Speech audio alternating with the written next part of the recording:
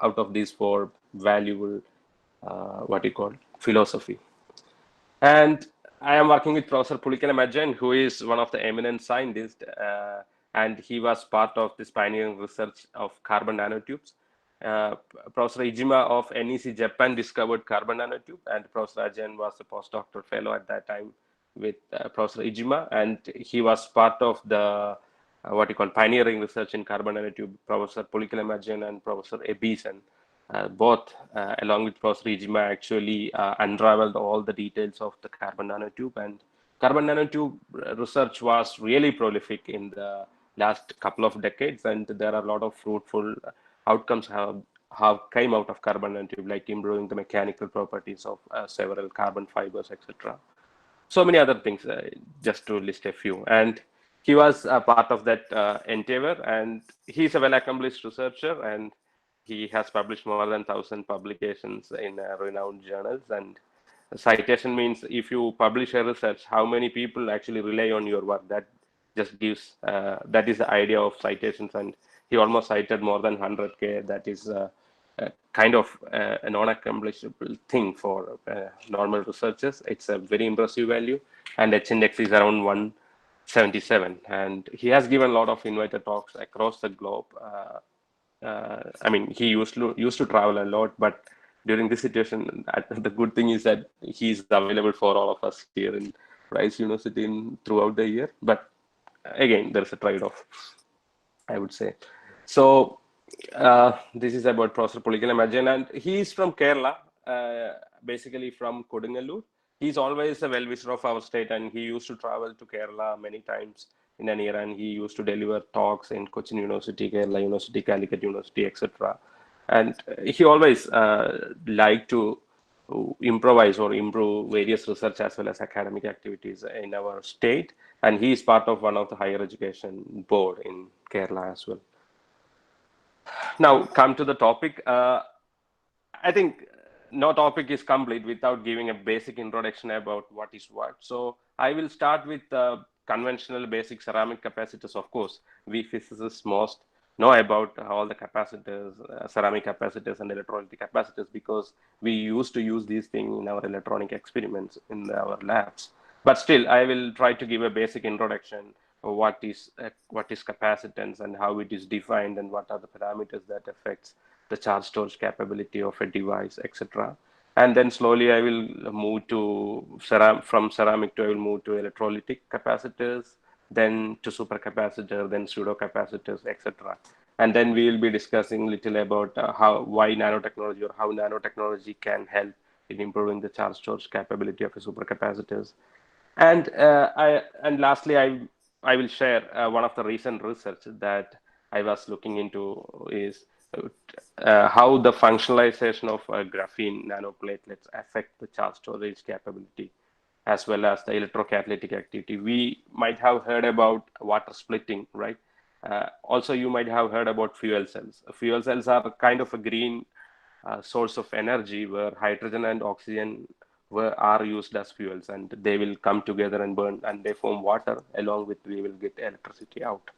So fuel cell is an energy producing device, and supercapacitors are energy storing device. So we all know, see, from fullerenes, from carbon nanotube, from graphene, these are holy grails, or these materials are kind of good for everything, right? If you look at whole research avenues, you can see graphene is used as for catalyst, for energy storage materials, as a transistor medium, as I would say it's a good for everything, right? So that concept is there to an extent because of various physical as well as mechanical properties, and confinement gives such great properties for that material. So I was interested to see how, if you functionalize these carbon materials, how it will manifest its properties towards energy storage capability as well as water splitting property. I would say catalyst. Catalyst is something which won't undergo any chemical reaction during the course of process, but it will lower the energy of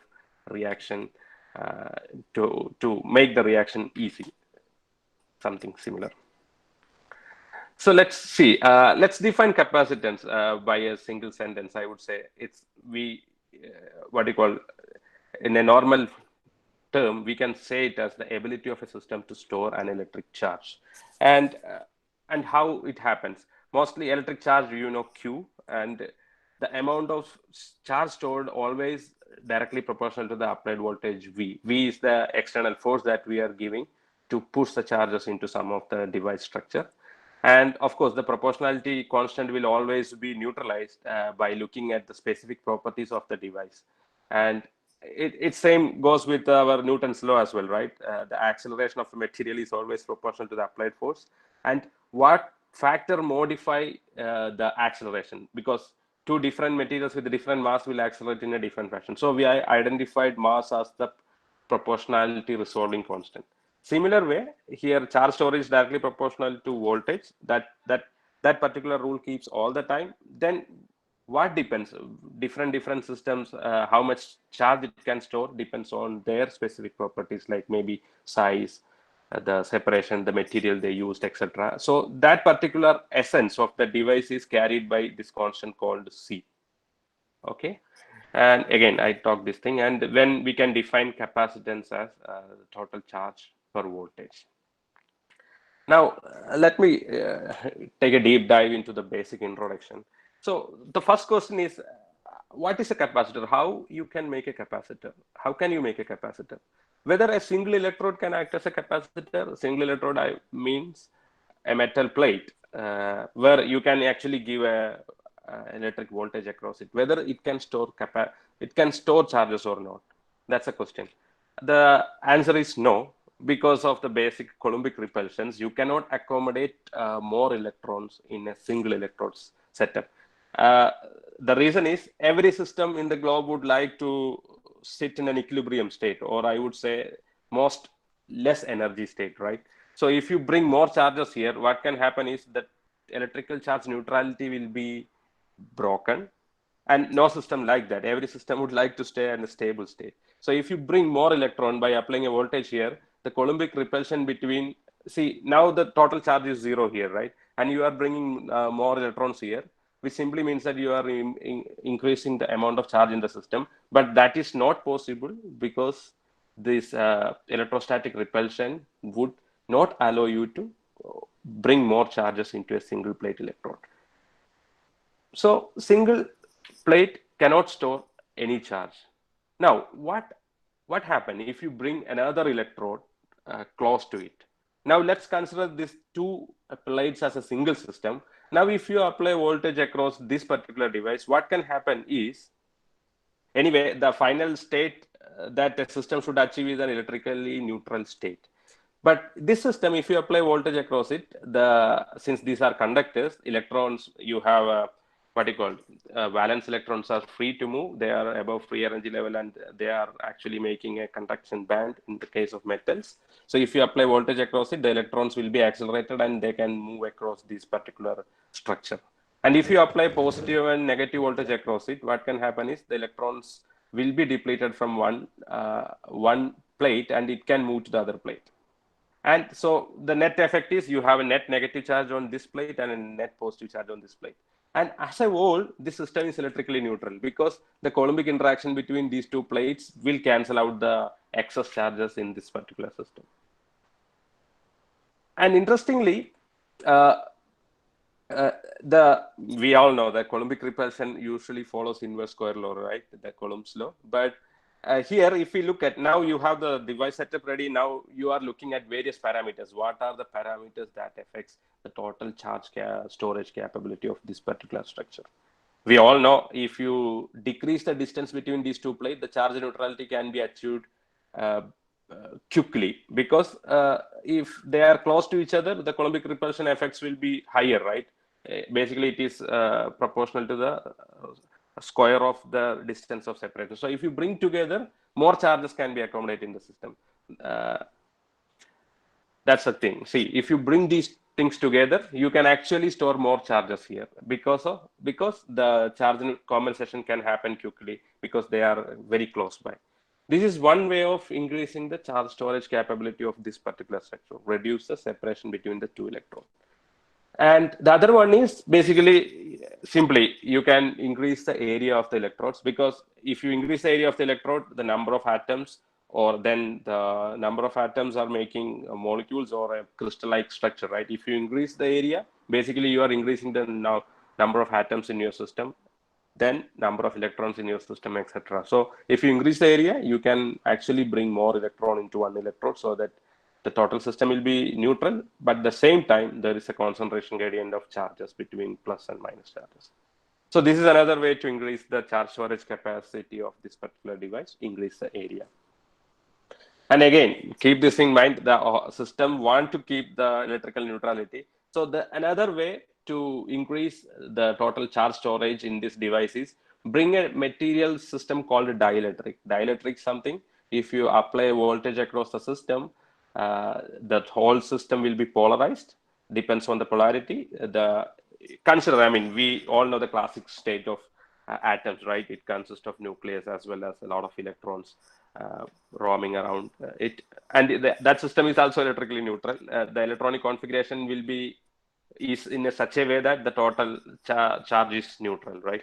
In the similar way, if you bring a dielectric material, which is a high density material, and if you apply voltage across it, the net positive charge, I would say nucleus, and the net negative charge will be separated from their equilibrium positions. We used to say that that particular system has a dipole, and if you apply this particular electric field, we used to say that a dielectric is polarized.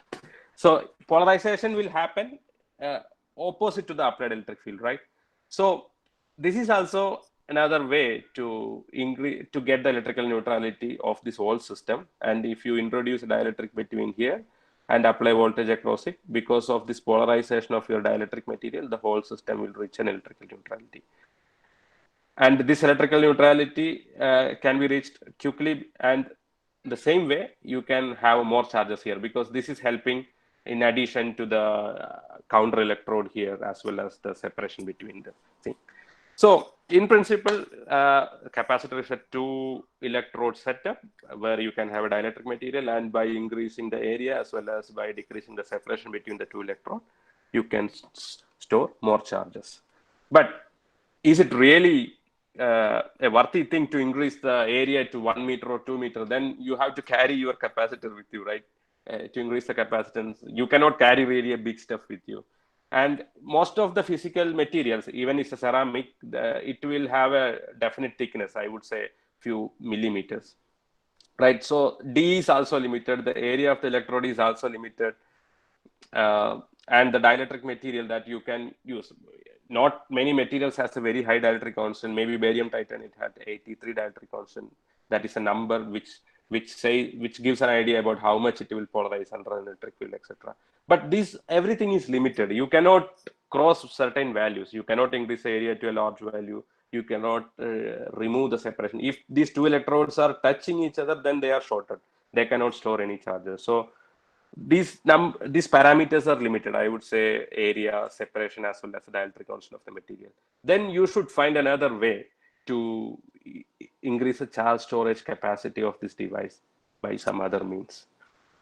But the only possible parameters to play with is the separation between the electrode, area of the electrode, and the dielectric material that you are using the electrode.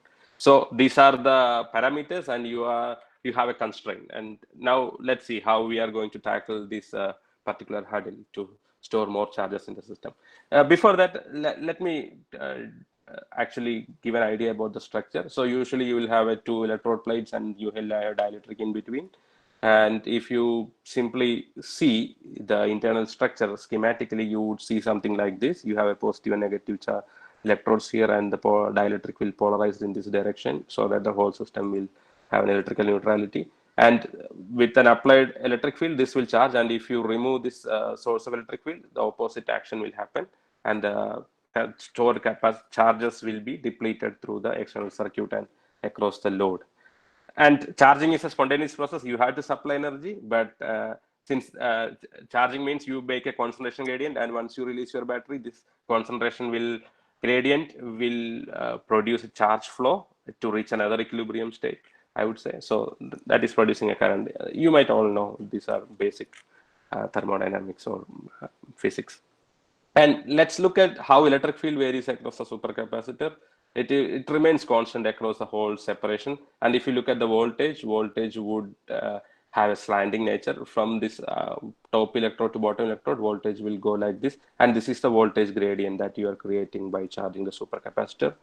And let's use a basic formalism of this capacitance. If it is a parallel plate capacitor, you can define capacitance, which is I said directly proportional to the area, inversely proportional to separation, and the dielectric constant between. If you don't have any dielectric material, air can be a dielectric, and if you introduce a dielectric material, you have to add that dielectric constant of that material here, and you can calculate the total capacitance of such a device.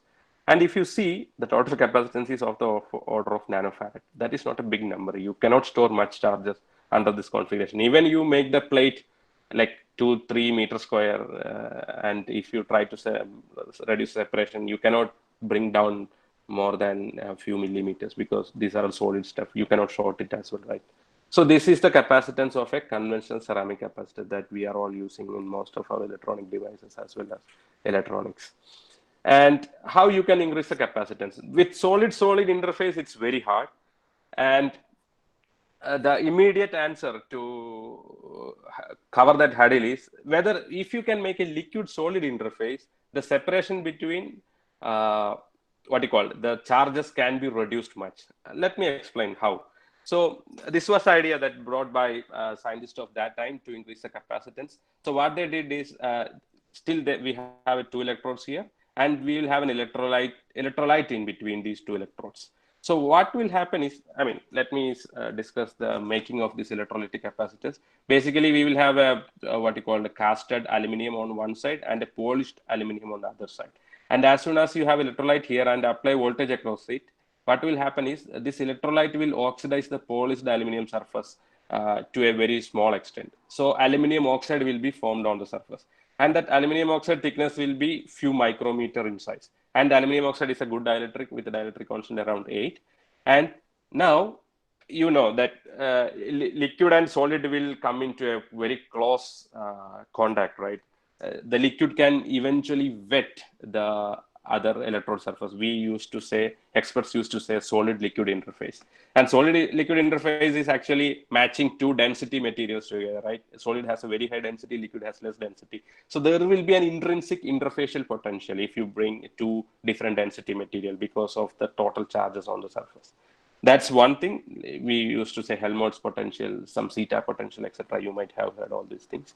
But in this case, we brought an electrolyte which has solvated ions in it. Electrolyte means if you dissolve sodium chloride into water, you have a sodium plus and chlorine minus ion. They are solvated ions in the system. And then if you apply voltage across it, what can happen is you are basically increasing the potential here by depleting the electrons from here, and this will be negative. And the capacitor formed at this electrode-electrolyte interface will be really interesting. You have an aluminum oxide, very thin aluminum oxide dielectric here, and you have a negative charges by the, I would say, anions, negative charges, and this. So this itself is a capacitor. Capacitor is basically 2 charge layers, and you have a 2 charge layer here, and you have an ultra thin aluminum oxide dielectric layer of the order of few micrometers. So you were able to reduce the separation between the 2 charge layers into a very thin value by making an electrolytic capacitor like this. And of course, you might have think, okay, what will happen here? Of course, here also you will have a capacitor. Negative things will be here, and the positive charge layers can be here. So you will have one capacitor here and another capacitor here. Here the capacitance will be really high because you have a high dielectric constant in material bit here. As well as this charge separation. So how, and again, if you see how electric field and voltage vary, you would see this thing, and across that particular dielectric layer, the voltage drop will be slightly slanting, and you will have a cathodic capacitor here and an anodic capacitor here, and the total capacitance, if you connect 2 capacitors in series, the effective capacitance will be 1 by C1 plus 1 by C2, and you can get the actual value here. And interestingly, if you calculate the capacitance here, because of this ultra thin separation, you would get a capacitance of the order of microfarad. So from ceramic capacitors of the order of nanofarad, there's a big leap jump into microfarad because of this particular architecture.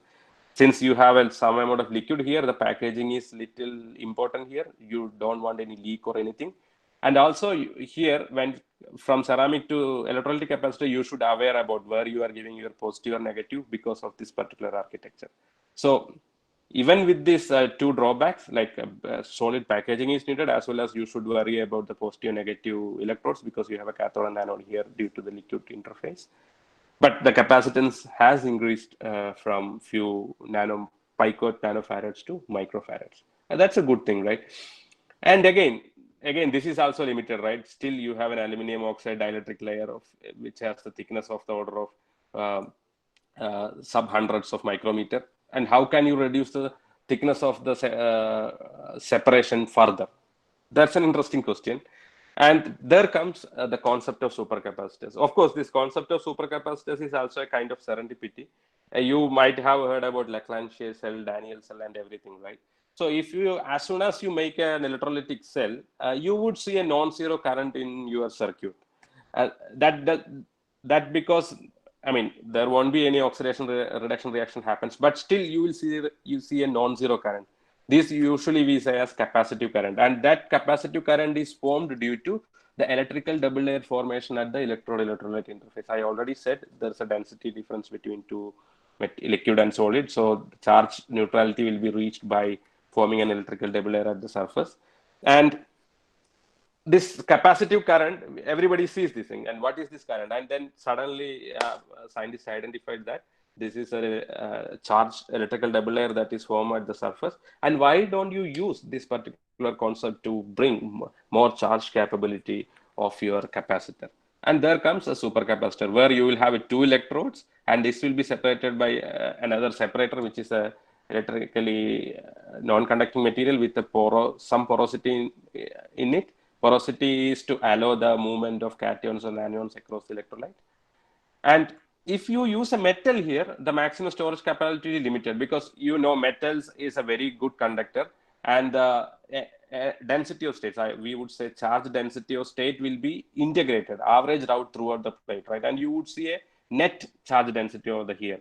But instead of using a metal, if you use a moderate conductivity material, what you would see, the charge density states will be localized at different points. Since they are not conducting, you will have a local charge density at different points. And of course, in order to facilitate a capacitive device, you have to facilitate electrical connectivity. So what you would do, you will make a moderate electrical conducting material, which has a localized charge density, and you will connect all these non-conducting islands through a conducting medium. You would add a conductive, we used to say conductive additive, which can be a conductive carbon paste or any conducting paste. You can, so you will mix this what you call the non-conducting high surface area material with the conducting material, so that you would make a good supercapacitor electrode where you can store charges like this. So what I mean by high surface area material is, if your material has a corrugated surface like this, basically you are introducing more surface area towards the electrolyte solid electrode interface. So, and if it is a moderately conducting material, you would make a localized dipoles like this, which is much higher than a flat conducting electrode or metal electrode.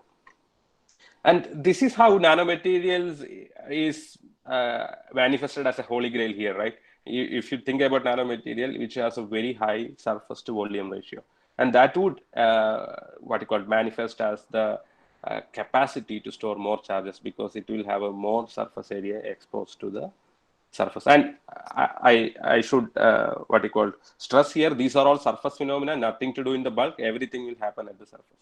Now let's slowly look at what will happen if you apply a voltage across such a device structure. You have an electrode here, and you have cations and anions which are solvated. These blue things are solvent ions, and if you apply voltage, what can happen is this particular area will be negative. So cation has to come to here to reach an electrical neutrality of the whole system. And interestingly, the separation between the negative charge and positive charge here is, it will be one solvent. The separation is now equal to the size of a solvent molecule. If water is a solvent, we know, right, the size of the solvent is of the order of Armstrong, and mostly solvated ion plus a solvent layer in between them. So two solvent molecule size. That is a separation. Now you are moving from sub-microns to Armstrong order. So you are further reducing the separation between the electrical double layer so that the charge storage capability will be increased further and further. And of course, in order to study how the electric field strength or the charge potential layer varies, we would see what is the potential across this particular first layer and second layer, third layer. And people studied this thing, and we would really make a taxonomy like, okay, this is the first layer, which is inner Helmholtz layer, and the second layer, outer Helmholtz plane. And then while going to the bulk of the electrolyte, the amount of charges will reduce. Basically, you will see a cone-like structure here, and here you will see an array of charges and then reduced amount of array of charges, and bulk will be again neutral. And there are 2 to 3 different models. Initially, only people are considered one solvent molecule. Then the calculated charge storage capability and the theoretical capacity was not matching. Okay, then we have to consider the solvation of the cations, and then we have to consider not every cation will come and align here. You have to think about maximum cations that can come here and whatever be the else cations, etc. So accordingly, people have modified the model from Helmholtz to Gauge Chapman did a modification, and then Stern modified further. And the modification will come like this. You will have a solvent layer here and then more positive charges, and this positive and negative charges will be, while going to bulk, there will be equal, and again everywhere now electrical neutrality is achieved. And if you look at the voltage variation, from here to here, the voltage variation, potential variation will be very high because you are going from negative to positive. That will be very high, deep, and while going to the bulk, the voltage variation will go down. And again, this is the whole picture at the electrode interface. Positive, negative charges, and while going to the bulk, they are equal here, and you will have some gradient here as well. And let me put this figure here. And when the capacitor is discharged, you have 2 electrodes here, and cations and anions will be in the bulk of the electrolyte. And as soon as you apply voltage across it, you will producing positive charges here. So here negative and positive. So this is a capacitor. Here positive and negative. This is another capacitor. And you will have 2 capacitors in series, C1 by C2. But in both cases, the charge stored will be really, really magnificent or really high, because the separation between the electrode is now few Armstrong. And of course, if you use a good material with high surface area, I would say nanomaterials with limited conductivity, you would be increasing the electrochemical surface area. Whatever you're seeing is a physical surface area, and how much charged dipoles are formed at the surface, that would manifest as electrochemical surface area. So we might need to identify a few different parameters while looking into the material. Just not physical surface area, but electrochemical surface area is the ideal parameter that we should look for while making a supercapacitor. So that's the thing. And again, this is again a simple demonstration how voltage will vary potential. I said positive to negative, a big variation, and then towards the bulk, a low variation. And now we created a supercapacitor device. Now, I mean, that's a black box for us, right? Now we have to define what are the parameters across these 2 terminals. So there will be a resistance of your electrode. That is inevitable. Any material has some resistance unless it's a superconductor. So we are making an equivalent circuit of a supercapacitor. So you have a resistance of your electrode, then a capacitor formed, right? Negative and positive. This is a capacitor. You have a capacitor here. Then electrolyte has also got some resistance, because the electrolyte conductivity will be of the order of millisiemens, and you have to consider the electrolyte resistance. And then another capacitor comes in. This is a second double layer here, and then finally the resistance of the electrode. So this is we experts used to say equivalent circuit, which consists of couple of resistance, electrolyte resistance, and then 2 capacitors. So this is the equivalent capacitance. And if you look at how voltage varies, we know, right, IR is the voltage drop. So it depends on the resistance, a small variation, and then because of positive negative layer, higher variation. And across the electrolyte, there is a voltage variation because of the resistance, and again a capacitor layer, and finally the resistance of the electrode. So this is the total voltage separation that happens across a supercapacitor electrode as soon as we apply voltage across it. And now, how will you characterize a supercapacitor material? And we already defined, right, capacitance as Q by V, the amount of charge stored per applied voltage. And I'm sure you might aware about the technique called cyclic voltammetry, where what you do is you will make a capacitor device like this, and then you sweep your voltage from 0 to some higher values that is allowed by your electrolyte. say if it is water, if you apply more than 1.2 volt across the water, water will split into oxygen and hydrogen. So you should be aware about what is the dissociation potential of your electrolyte or liquid medium, and you will apply a voltage across it. If you use an organic electrolyte, you can go to higher voltages because the voltage window that allows without the degradation of the electrolyte is slightly high. So I have shown here a organic liquid-based electrolyte, and you will be sweeping voltage from 0 to 2.5 between with a specific interval of voltage. So I would say V1, V2, V3. And the charge current will be, as you know, current is the flow of charges per time, I is Q by T. And you can define capacitance as Q by V. And if you need Q here, I into T. I into T will be your Q, IT by V. So again, how are you getting this curve is because you are sweeping equal intervals of voltage, and we have defined capacitance as Q by V, and I is again depends on the amount of charges. So that's why we are getting a flat curve for electrical double layer capacitor. And as soon as you reverse the polarity, storage happen in the opposite direction, and you will get a square like curve under CV. And you can find out what is the maximum capacitance. Again, what you are doing here is you effectively finding out Q and voltage at the bottom. And these parameters are making the value to specific value, right? How much material you used and how much charge stored. Then you can say farad per gram. That's why mass is here. But essentially, whenever you find out the capacitance, you are finding out what is the maximum charge stored over the applied voltage. And all other things are certain parameters to make that value specific towards, and that's our way, right? We always say specific values than a bulk number, so that people can escalate or extrapolate or interpolate to get different values by using different amount of material.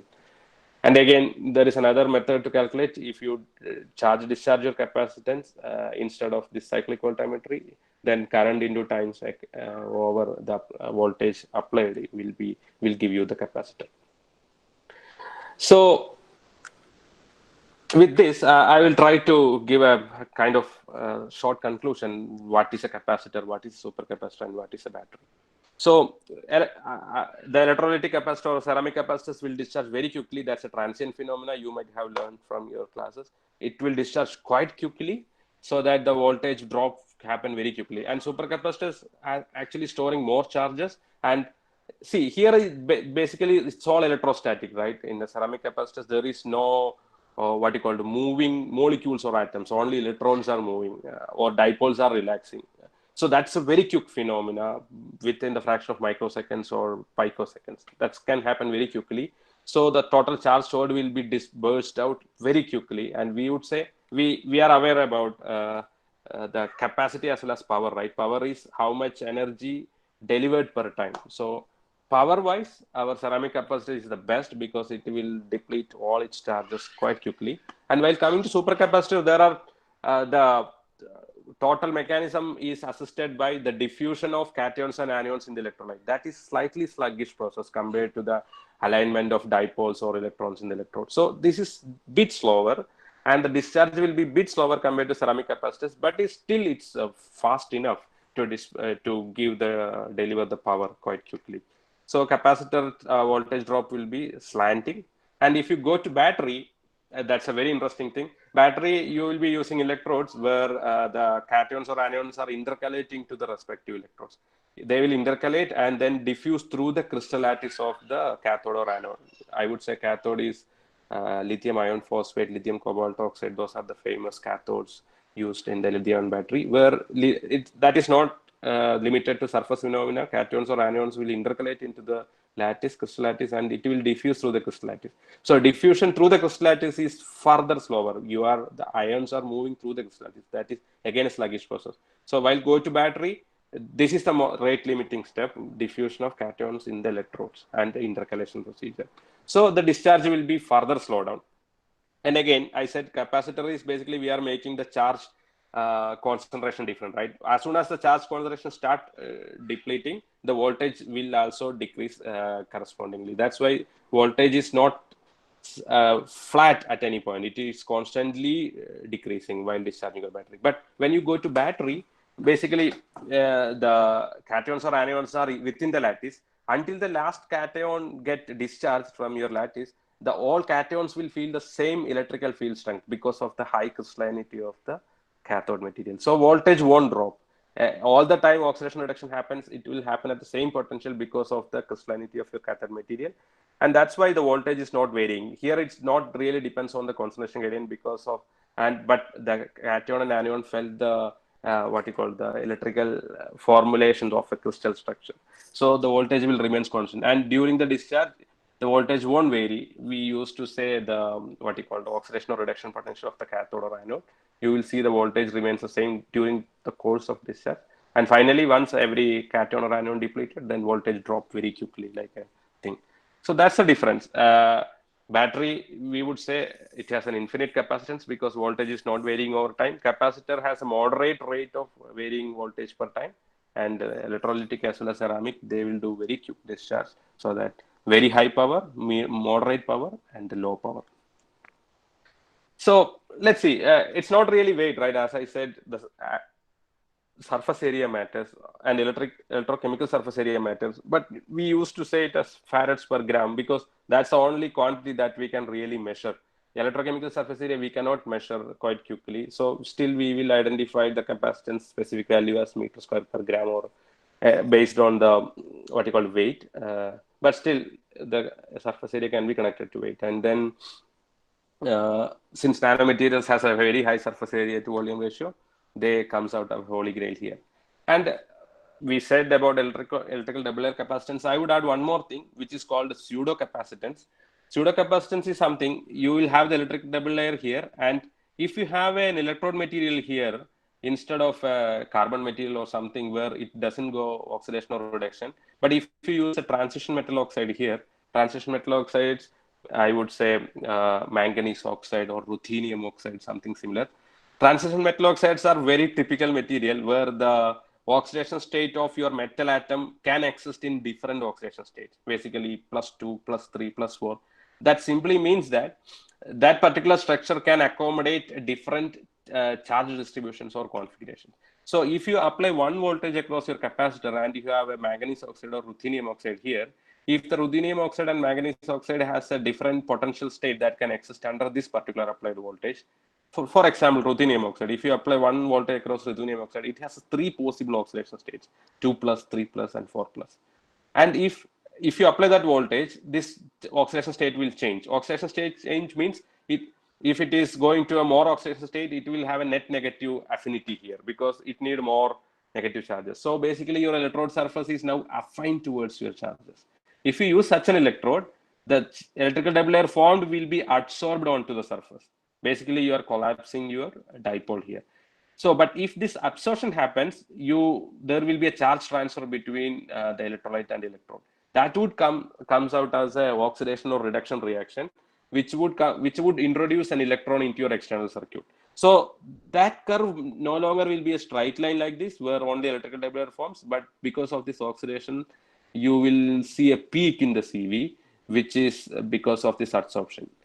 So again, this reaction is also as fast as the electrical double layer formation. So still we will keep this in the terms of capacitance, and we used to say this as a pseudo capacitance because this is not formed due to the electrical double layer but adsorption.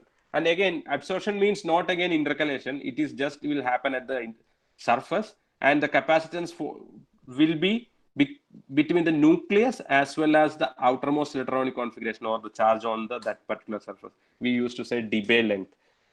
That is the charge separation, and that particular state we termed by the name pseudo capacitance. And if that comes, you would see a change in the capacitance curve because of the charge transfer. And again, if your total capacitor have a high resistance across it in the electrode side or electrolyte side, you will see a slanting curve instead of a flat curve because basic Ohm's law, right? IR drop will be there, and you will see an ohmic like behavior. So this is not good. We need a flat curve if it so that you have low resistance, low loss across the capacitance. But if you see a curve of any of this kind, you can identify, okay, what is the actual phenomenon happen. It's electrical double layer or a pseudo capacitor, whether your capacitor has a large resistance across it, etc. And when pseudo capacitance happen, you would need to worry about how many number of electrons are getting transferred between the electrode and electrolyte. where you would need to define what is a Faraday constant. We know that that is a maximum amount of charge any material can store, because 1 mole of material always have Avogadro number of molecule in it, and it would have an Avogadro number of electrons in it. So we can multiply this Avogadro number with that amount of charge of electron. So you would get this number 96485. It's a famous Faraday constant, and that is a maximum charge any system can storage, because that's the total number of electron that system has. And the theoretical capacitance can be, this is how much electrons are getting transferred at times Faraday constant, and again Q by V, remember Q by V, and you will add the mass of the material to get a specific value. So if it is a nanomaterial, unlike a solid material, you will have a small nanomaterial. So diffusion of cations or anions need not to happen throughout the solid material all the time. And this diffusion length will be much reduced if you use a nanomaterial instead of a bulk material. So if you bring a nanomaterial, still even a pseudocapacitor can perform faster compared to the conventional capacitors. I think I already said this, but still, just to give an idea, in the case of pseudocapacitors, you are using nanomaterials, metal oxides. You can use hydrothermal process or some other process to make a high surface area materials here. And if you are using sulfuric acid as electrolyte, which will be, protons will be there, SO4 minus ion will be there, H plus will come here and adsorb on the surface. Partial oxidation reduction reaction happens because of, I said right, different oxidation state that ruthenium can exist. And if it goes to battery, this will be the crystal structure. All the cations and anions will the same electric field environment throughout the time until last go. But here it's not like that. Again, if you have a high charge layer, voltage difference will be high, and during the discharge, the voltage concentration gradient will go down. So there are two ways. We would say redox pseudocapacitance, and then if you have a material where the diffusion of ions across the lattice is faster enough to compare the total what you call diffusion close to the capacitor, then you can use this material as well with the what you call a flat plateau of voltage during the discharge. There are no much materials like that, but Nb2O5, niobium oxide, and there are a couple of materials that will facilitate a high rate ion diffusion across the lattice also. So they can also bring into the arena of supercapacitors, but still we would differentiate them as battery-like, which will be slightly sluggish compared to the electrical double layer capacitance. And if you see the CV of the pseudocapacitor, you would see, so you will see slight humps like this, because this is a stochastic process. There is no steady states achieved at any point in time. Protons will come absorbed here and they will go back. Protons will come absorbed and go back. So this is a continuous phenomena, and effectively, and while you measure that, the data you are getting will be the integral of the total average things, right? So you may not see all the events that happens, because we are measuring in 1-2 seconds times frame, and this adsorption desorption will be happening at very faster rate. So if you measure, you will get an average outline of this phenomena. But if you look deep into that, such events might be happening inside in a pseudocapacitive material. And if it is a battery like or interconnection based, you would see a specific voltage as well as voltage peaks in your CV. So with that, let me classify supercapacitors into 3 different levels. One would be just electrical double capacitance, where you would be using high surface area materials. Activated carbon is one of the classic high surface area material with moderate conductivity. And then carbon nanotubes, graphene, these are all. Graphene is metallic, I would say, but if you have a graphene powder, that is not anyway a single layer, and there will be a lot of defects and edge issues, so that this may not be that conducting. So you could use as graphene as also what you call a supercapacitor electrode. And then comes hybrid, where you would use electrical double layer capacitance as well as pseudocapacitance together, where you will have a higher surface area carbon material and pseudocapacitive materials like manganese oxide or ruthenium oxide mixed with it, where you would be utilizing both electrical double layer as well as pseudocapacitance. And then there is a class called pure pseudocapacitors, where conducting polymers is one of the pseudocapacitor materials, since they can also exist in different oxidation states between 0 to 1 volt. Say polyaniline, which has 3 oxidation states within that volt. So this can act as a pseudocapacitive material, and as I said, metal oxides. So this is a basic classification. And if you look at the time frame with which these all devices discharge, capacitors is very quick, few microseconds, and when going to supercapacitors, depends on the amount of material electrode you have. It can vary from few milliseconds towards 1 to tens of seconds. And if you go to the batteries, it will be in hours, like our phone or any other battery uses. And again, it all depends on how much material you have, how fast your material or electrode can allow the diffusion of cations or anion across it. Those parameters always matters. Now, with that said, let me introduce the concept of nanomaterials. I mean, of course, we all know, we have been hearing this word for last 10 years or 20 years quite frequently. Basically, uh, all the properties of the material is a manifestation of the electronic configuration, right?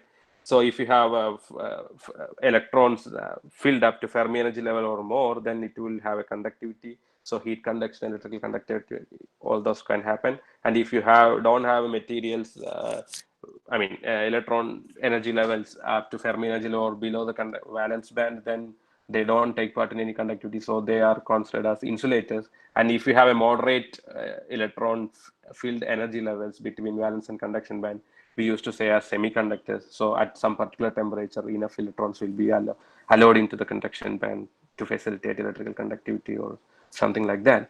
So what I was trying to say is electronic configuration is manifesting the properties.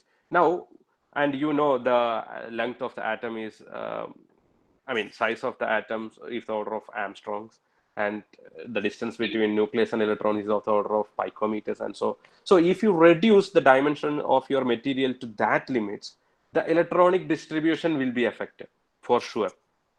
And then you would need to think about the potential well that we usually create in our classroom to describe what are the possible energy levels. Initially, in the bulk material, the electron will take all the possible energy levels. So the electronic configuration will be allowed to have all the possible energy levels that is allowed by the particular lattice structure, crystal structure, or whatever lattice structure. But if you reduce the dimension of any crystals, the distribution of electronic configuration will be affected, and the density of states of electron will be affected while going from 3D to 2D. 2D means you have an infinite length towards x and y direction, but confined in the z direction. You don't. We used to say quantum confinement because energy will be discrete if you confine, and the energy levels. The potential well electrons cannot have all the energy, right? We used to say allowed energy levels with the different boundary conditions and so and so. And if you make a nanowire, x and y directions are confined. Only one direction is not confined. So again, the electronic distribution will be vary. And quantum dot is something all the three directions are confined, so that the electronic configuration will reach very high density of states, and it will be very discrete in terms of quantum dots.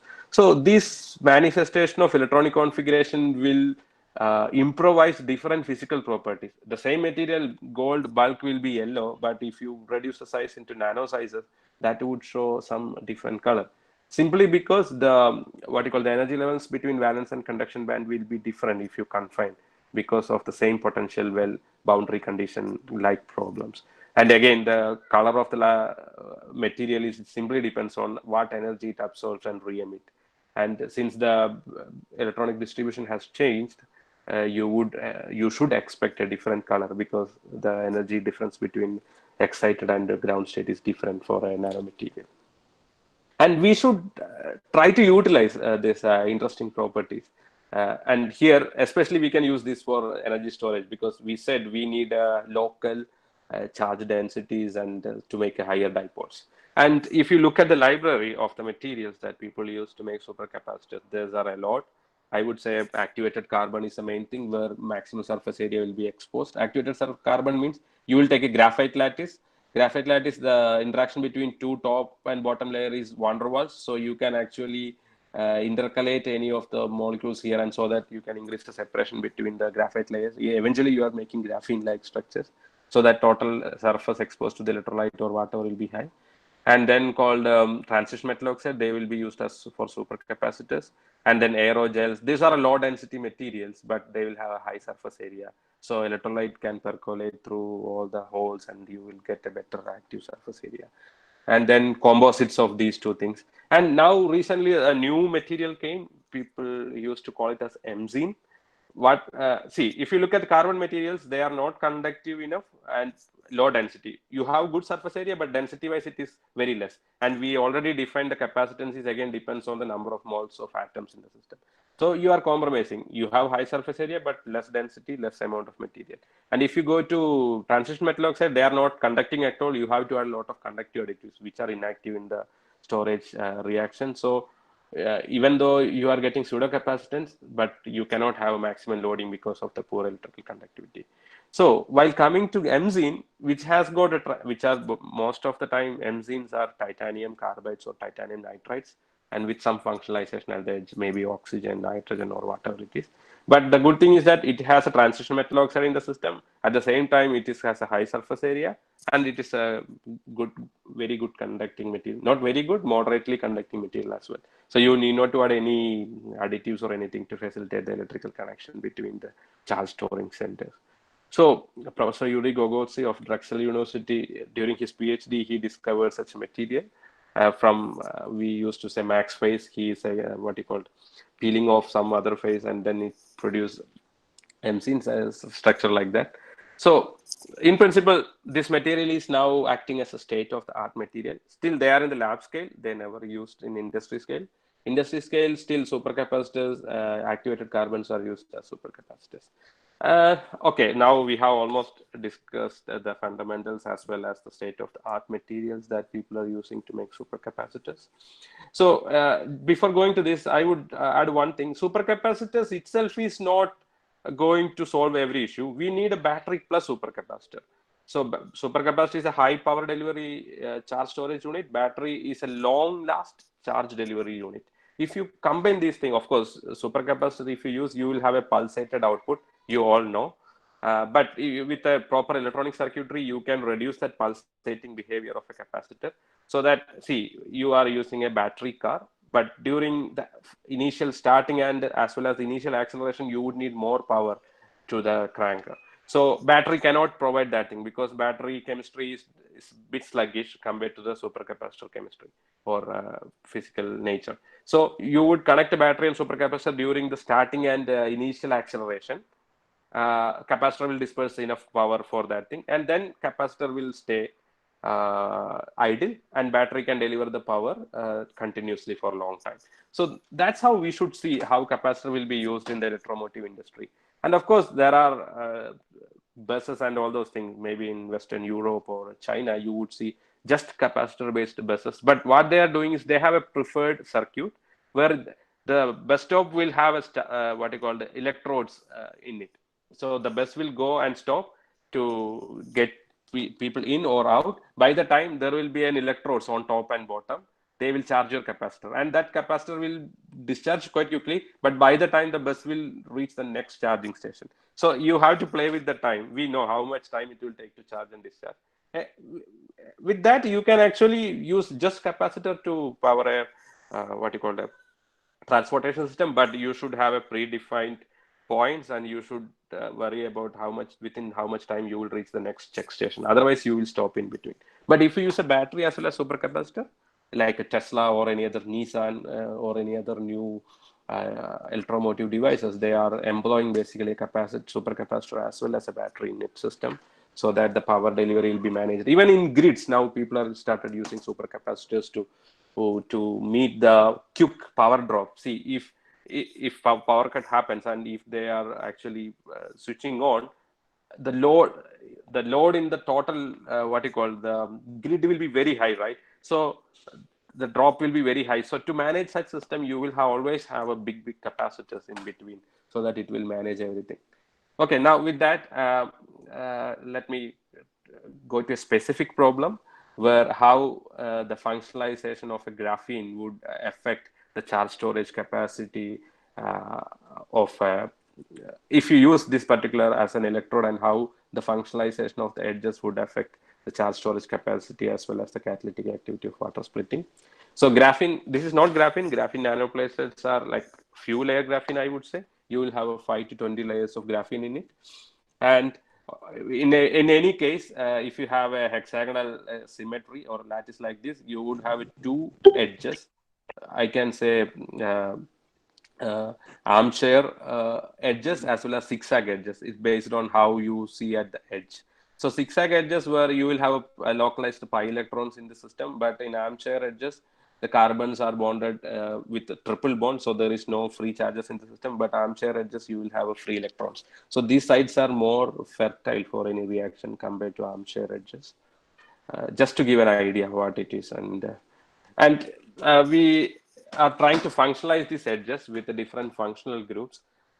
What I am trying to do is see pure graphene is basically totally neutral. It doesn't take part in any reaction. So you cannot even dissolve this into any of the solvent. You cannot disperse because they won't interact with any other molecules because all carbon atoms are done with all the chemical reactions and they are saturated by charge compensation by nearby carbon atoms. So if you want, in order to have an interaction between any two materials in the atomic level, basically all the interactions are electrostatic in nature, right? Because of plus, minus, nu. So in order to interact, you have to make some non-zero charges on the surface. And if positive and negative charges comes out, they will interact. It's as simple as that. So you would need to functionalize the edge surface. So you would functionalize with the different, of course, little bit of chemistries here. But this is okay for physicists because these are we might have learned a little bit of chemistry during the course of bachelor's or +2, whatever. So you would be functionalizing with carboxyl, oxygen, amine group, nitrogen, and a fluorine groups across it. And see, we always envision a beautiful graphene lattice or a graph hexagonal lattice, but that is not always the case. You will have a vacancy of carbon here. We used to say defects, and there will be a lot of unsaturated bonds in every area. So these are all things will affect how this will interact with the electrolyte, how this will interact with the water molecule, etc. So while to study a comparative, to make a comparative study, what you have to ensure that there is no other issues coming except the change in the functionalization. So you should do a mild functionalization, I would say. If you put a lot of strong acids and everything, a lot of bonds will break and a lot of defects will create, and that would also change its properties. So we don't want all those things. We will do a very room temperature plasma functionalization where you would send the precursors of these functionalized groups as gases into a rotating chamber where you would produce a small amount of plasma that would functionalize the edges. And during this functionalization, we don't know what edges our graphene nanoplatelets have, whether it is armchair or zigzag. But one thing we know, zigzag edges are more fertile for any functionalization. And this is the method of research, right? Once you functionalize, you will try to see whether they are functionalized or not, how different the pristine graphene nanoplatelets and functionalized graphene nanoplatelets are through XRD, Raman spectroscopy, etc. XRD says that all the materials are showing similar nature, which means that we haven't destroyed the structure of the graphene nanoplatelets, and Raman also more or less same. So all the phonon modes and everything is good. But FTIR gives you the chemical signature, which usually the IR bands are corresponding to the vibrational modes of the materials. And if you do this FTIR spectra, you would see what are the types of what you call bonds, phonon modes in the system, and you can really identify, okay, the materials are functionalized because you have NH vibration, CO vibration, CN vibration, etc. And you would try to see through the samples through microscope as well. With the state-of-the-art microscope, you can even see the atoms in your carbon atom. So you would be seeing magnification more than 10,000 times. And yeah, I would say, see, we can at least see a few micrometer, like we can see our hair, which is few micrometer in size, but not more than that. But here we are seeing a single atom and at the nanometer level. So the discovery of electron and its wave nature, and with the energy, with the de Broglie relation, if you change the energy and momentum, the wavelength, and all these relations you might know. So if you increase the energy, you can reduce the wavelength of the electron, and the electron's wave nature can be used to interact with the electronic fields, and that would eventually comes out as a what you call a pictorial presentation in your plane, and you can even see atoms. And with the state of that aberration character TM, you would even feel the electronic clouds of the atoms or something similar. And interestingly, we check all the graphene nanoplatelets for their property, and the lattice spacing, basically the distance between two array of carbons, remains more or less same. So the structure is intact, And XPS is some technique where you would know how much different atoms are there in your system, which is usually basically using you will excite your material with X-ray radiation, so inner shell electrons will be ejected, and then the vacant inner shell will be filled up by from the transition from the top band to the bottom, and it will produce another X-ray. So that can be considered as a signature of a particular element, and the interaction, and then the chemical environment of that particular element, etc. So you should be able to calculate how much functionalization can happen. So basically, the number of foreign atoms over total number of carbon atoms, and you can simply say a percentage value out of it, and you can see what are the interactions from these XPS calculation. And then we try to make a supercapacitor out of all these materials. All the materials show supercapacitance, but the capacitance values were different for different materials. Pristine has less value, but some functionalized materials got high values, but some functionalized materials has got low value of capacitance. And this is what I said about the electrolytic water splitting, where you would use your functionalized material as a catalyst. So water splitting, I said, right, that's an important procedure to make fuels for fuel cells. So if you can split water at very low voltages, that would save a lot of power. So catalysts are something which would reduce the water splitting voltage to lower values. So pure graphene has some particular voltage at which the water splitting will happen on the surface.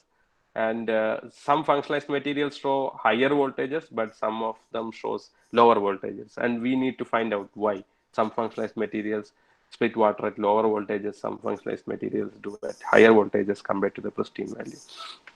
And we will, I mean, these curves are too technical to talk about, but basically it gives an idea about if water splitting happens, H2O is split into H plus H plus, and it will go as a H2 to H2 and then O2. It will go as H2 and O2. So electrons will be released into a system. Once that splitting reaction happens, you will see a lot of electrons in the circuit, basically in the form of a current. So when the current starts going higher, which means that at that particular point, your water splitting starts to happening, and you can see the change in current. Basically, you should get a 10 milliampere hour per centimeter square current, so that you can say, okay, this catalyst will start splitting water at this particular voltage. This would be the voltage you say it as a over potential where the water splitting will happen, and this will see how fast the current changes. And these are the some particular parameter that will characterize your what you call how good your catalyst is.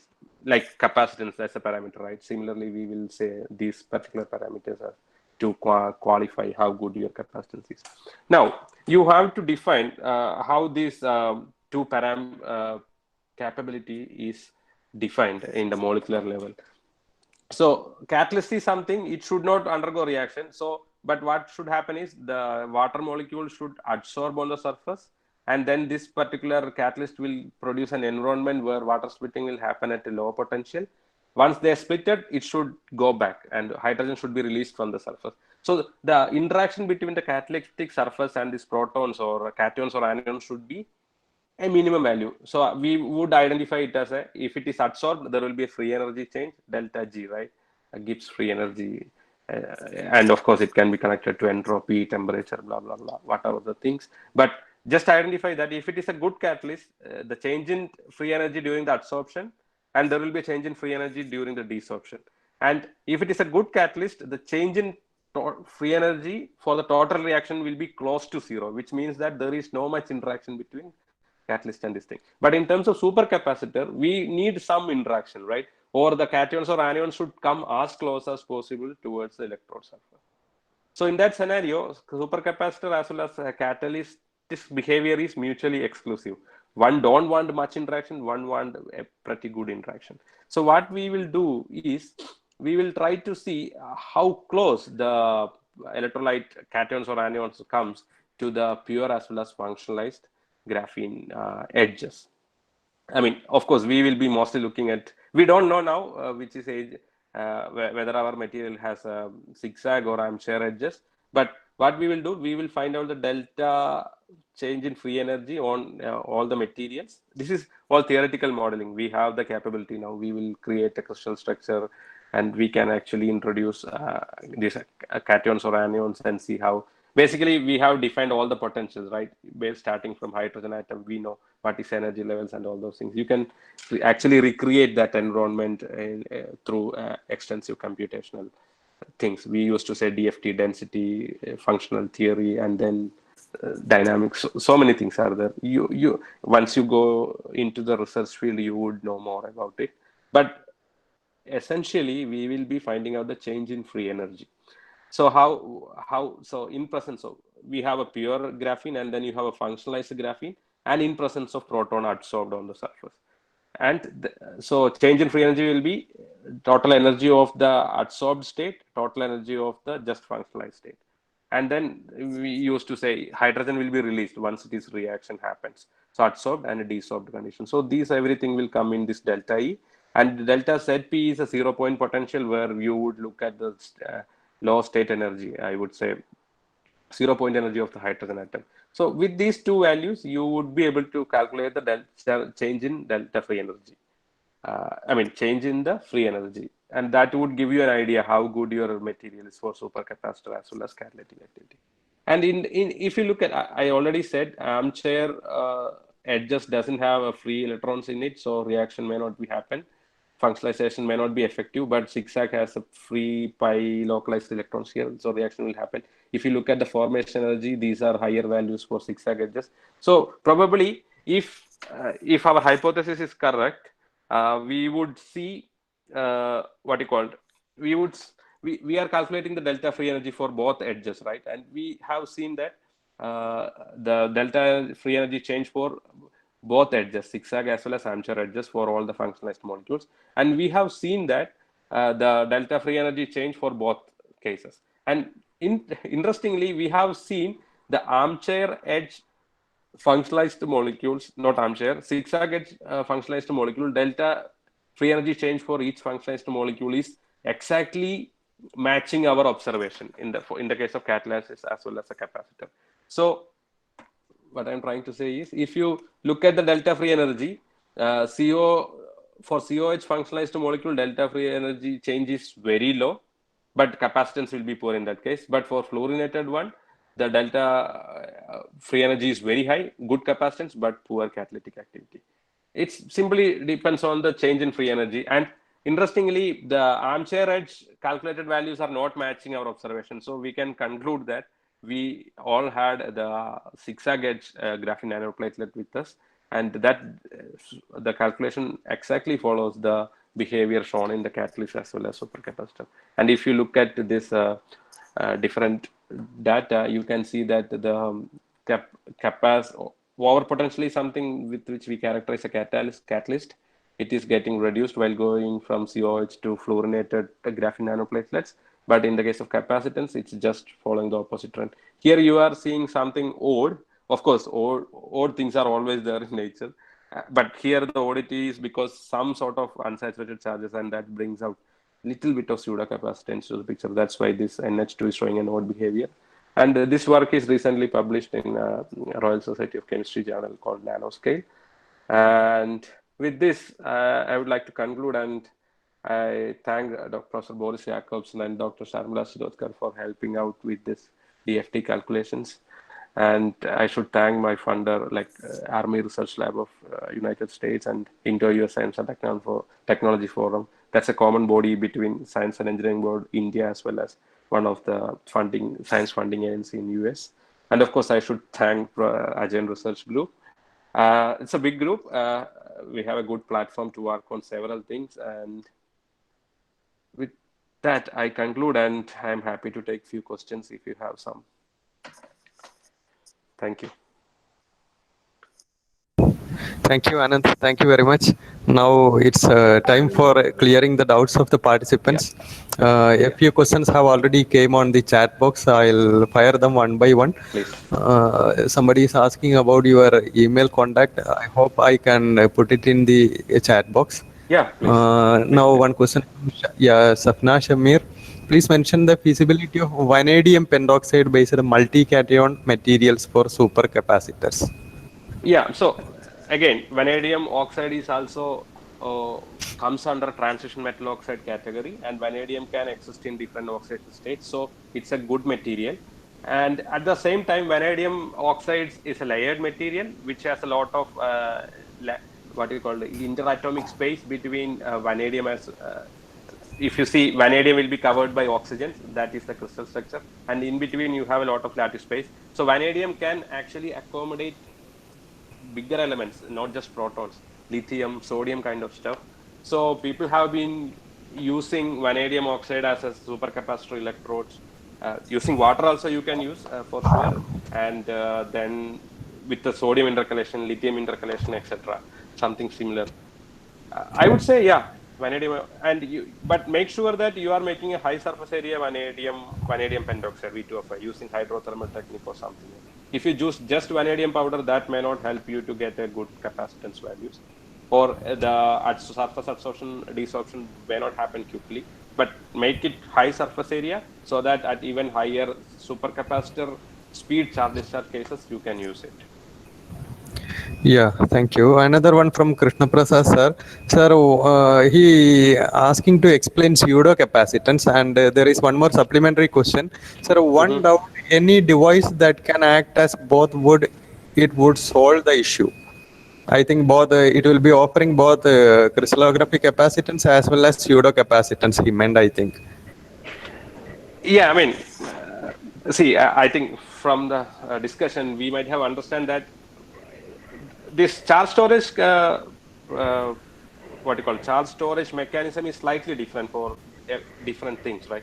Electrical double layer, there is no interaction between the electrode and cations or anions, so it can discharge very quickly. As soon as you release your external voltage, the cations or anions diffuse back to the bulk of the electrolyte, and that is controlled by the diffusion speed in the electrolyte. But once pseudo capacitance comes into picture, the cations or anions in the electrolyte is adsorbed on the surface. So two events has to happen. One is desorption from the surface, and then diffusion into the bulk. So it is slightly sluggish compared to the electrical double layer. And once intercalation comes, three things: diffusion through the electrolyte, intercalation, and then diffusion through the lattice. So diffusion through the lattice is the sluggiest procedure, and then come intercalation. Faster is intercalation, then diffusion. So these three things will coexist in that event. So if, of course, if you are fine, you are okay with the slightly sluggish, or your power demand is slightly less, yes, we can use an intercalation based electrode, pseudo capacitor plus electrical double layer. So total charge stored will be really high. But if you want to get delivered all the charges quickly, I think that may not be possible. You have to wait a little, or you should compromise in the total discharge rate or power rate of the device. It is possible, I would say. Yeah. Yeah, there is one more question from Krishna Prasad sir. Whether there is a device that could simultaneously act as a supercapacitor and battery? That's a tough question. Again, tough question in the sense mechanism is different. Once it is a battery material, you would see more battery-like behavior, because in the case of battery, it's not just surface phenomena. Pseudocapacitance is just surface phenomena, right? Battery means it is intercalate, and all the atoms will be diffused into the bulk of the lattice. So cations or anions, that excess cations or anions or concentration gradient exist in the electrolyte will be absorbed into the lattice. So battery-like phenomena will be dominating. But again, it depends on whether you reach the oxidation or reduction potential of your electrode. If you have an electrode which has oxidation or reduction where intercalation happens is 2 volt, but you are keeping your electrodes at 1 volt, probably electrical double layer will be there. But once you reach that particular voltage, battery effect will come, and that will dominate. But I am sure pseudocapacitance plus battery usually don't exist, because pseudocapacitance is surface phenomena. Yeah. And that is again depends on the oxidation state of your transition metal. But battery is also again transition metal is changing its oxidation state, but that is by intercalation of cations. So I don't think a battery as well as a pseudocapacitance coexist, but electrical double layer pseudocapacitance, electrical double layer intercalation capacitance, they exist. Okay, thank you. Another query from Sumangala Madam of Providence Women's College. She is asking about the experimental setup to measure specific capacitance from charge discharge curves. Yeah. The question is how we should, or So my doubt is we don't have a setup for cyclic voltammetry in the college labs. potential stats. Yeah. Yeah. So Okay. how can we measure this specific So if you capacitance? have a charge discharge setup, so you basically what you do, you will actually set charging as well as discharging at constant current. We used to say it as chronoamperometry, right? Okay. So you set a current and see how voltage profile varies in your capacitor. So based on your electrolyte used, you should set a cutoff as if it is water, should set a cutoff 0.8 volt as upper, 0 volt as lower, and then set a constant current depends on the amount of material in it. If you have a micrograms, you will be giving microampere currents. If you have milligrams, probably you can even give milliamps. So we used to say how fast you can charge, depends on the material. And then you set the current, you will see the voltage profile variation with how much time you are reaching the maximum potential and with how much time you are reaching the minimum potential at this particular current. So you know the time taken for the discharge or charge, and you know the current you set. So current into time will give you Q, the total charge, right? Okay. So Okay. then you got the charge and then divided by the voltage window that you have. You might have given 0.8. So I into T by the voltage window, which is 0.8. That would give you the total device capacitance. So is it like this? I would like to clarify. I'm giving a constant current source and Mm-hmm. applying it to my capacitor, Mm-hmm. measuring the voltage, and finding out the time for it to reach the maximum voltage. Is it like that? Yeah, that is the charging capacity. Usually charging Okay. capacity and discharging capacity will be different. So you would Okay. need to measure both. And the discharging capacity will be slightly less compared to the charging because of the IR drop that happens across your capacitor. That means And with this setup, we can measure in our glass itself, right? yeah, you should be. Make sure that you are doing the correct procedure. And then you get the device capacitance. Then you want to get the specific capacitance, divide that capacitance by the total weight of the electrode used, electrode material used. So you would get a specific capacitance, farad per gram. Okay, thank you so Or much, sir. yeah, Your yeah. class was very informative. Thank you so much. Happy to hear. Yeah.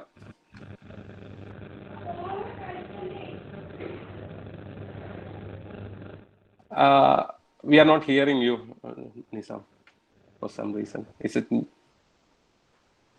Hello?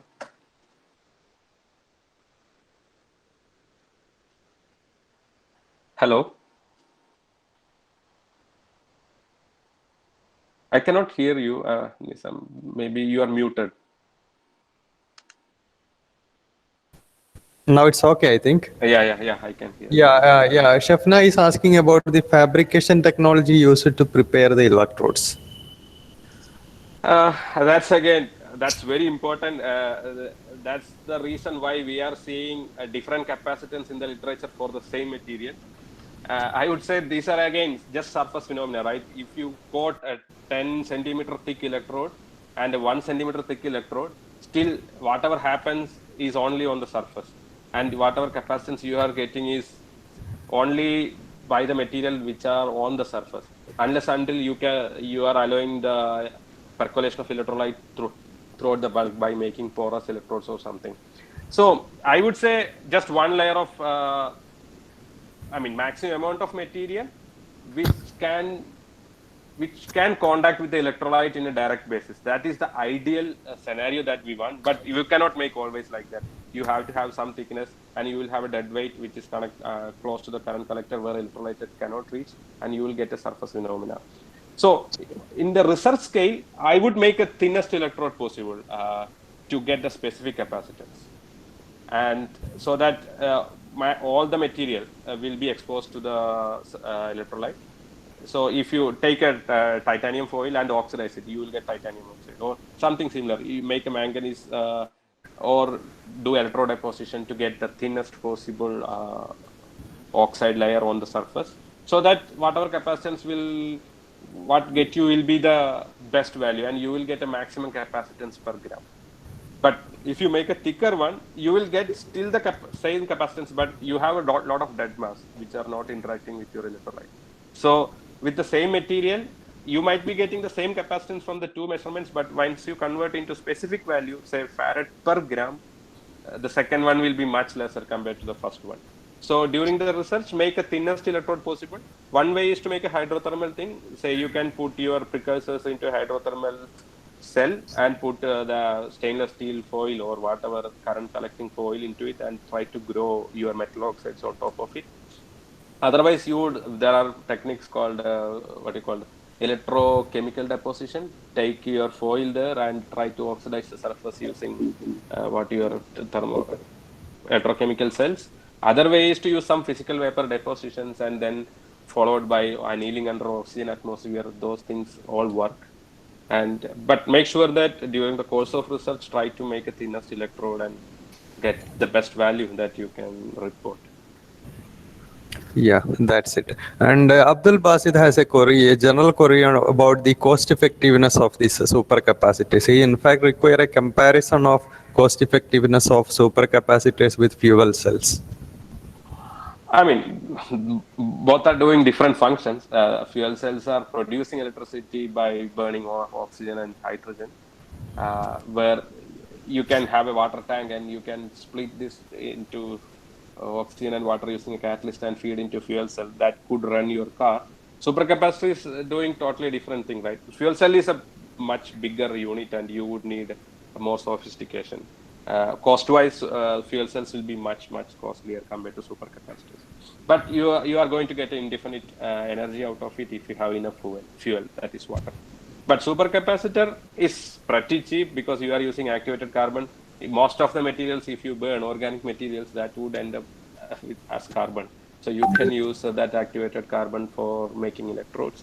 And you can use a cheapest electrolyte is water, just dissolve sodium chloride or sodium sulfate or something similar and make a supercapacitor. So supercapacitor would be cheap, and if you go for higher voltage supercapacitor, you may need to use organic electrolyte. Still, supercapacitor is much cheap, but it is not going to deliver you indefinite energy like fuel cell does.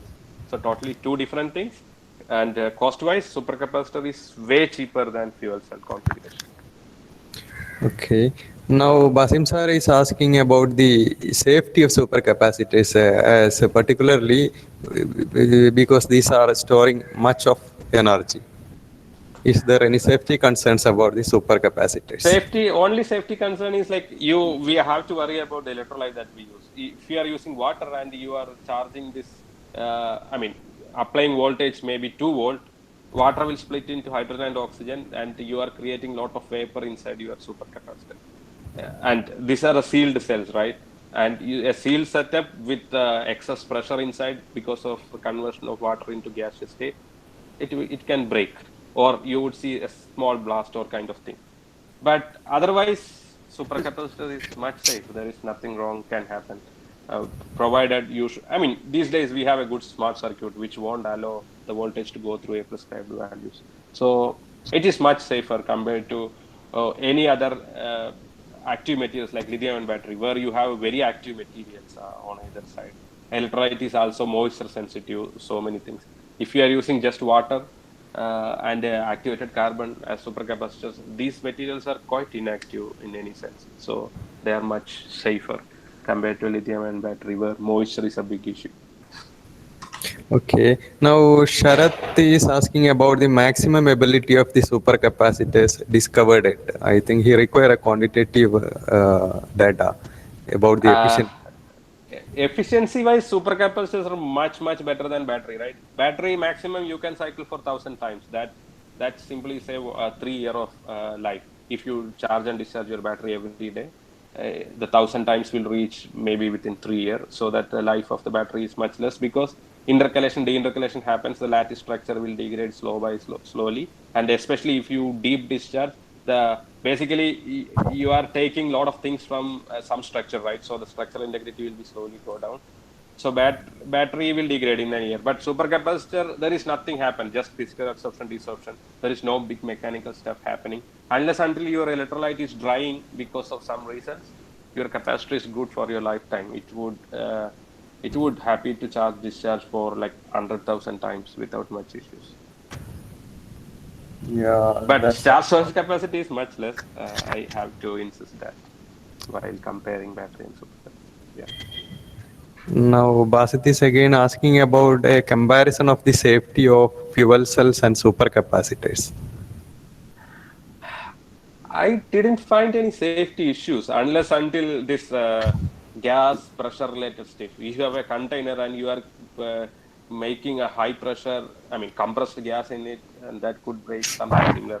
In the case of fuel cell, there is no other accident can happen at any point. And since the output of fuel cell is again pure water, means it is one of the greenest and one of the safest way of producing electricity. And in the case of supercapacitor, also there is no big chemistry happening, just physical adsorption, desorption, and electrical doublet formation. Again, I am repeating, unless until you are charging your capacitor to very high voltages than your electrolyzer can sustain, we are all good. Yeah, I think that's all for now. Now, if the compliments have came in the chat box for you, now I think let's close and let me invite Basim sir to give a feedback and propose the vote of thanks. Yeah, let me thank Principal Muniz sir, I mean Assis sir and Yes, sir. HOD Munira ma'am, and especially you for organizing this event during this tense situations. Of course, we have to move on, so we should do such things. And quite Yeah, happy to sure, sure. to give this presentation, and yeah, it's a Yeah, privilege. yeah. Thank you. And Basim sir, please.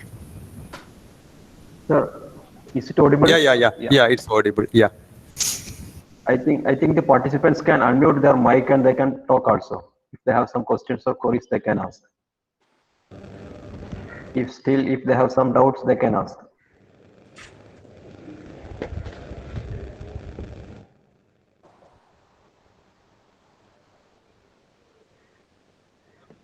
Is there anything? Otherwise, we will conclude.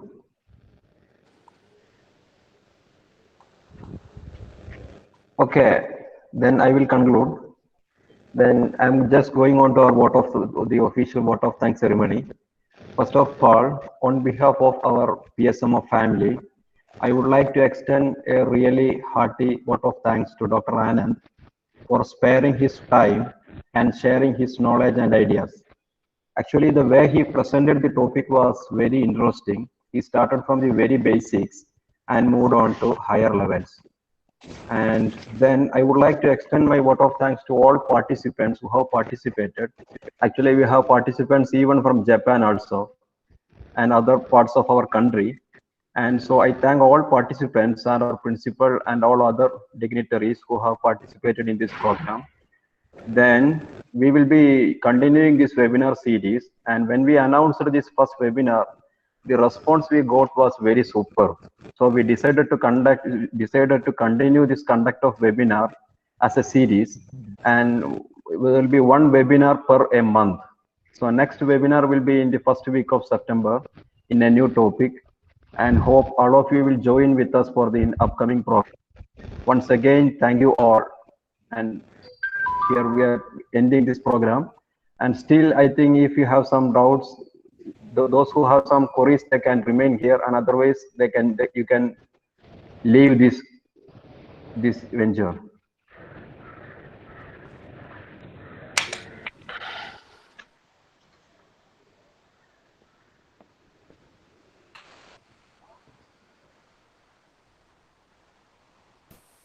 Now I think let's close. Munira ma'am, shall we close now? Okay. Yeah. Okay. Thank you. Thank you very much. Anand? Yes. Okay. Yeah. Thank you. Thank you very much, and I will see you then. Stay safe. Yeah. Bye. We'll have a chat in the WhatsApp. Yeah. Sure. Yeah. Bye.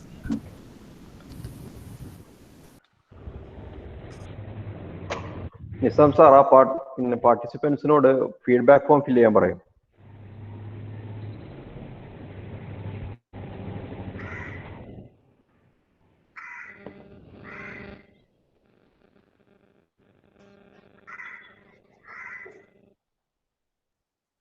The participants can കഴിഞ്ഞോ?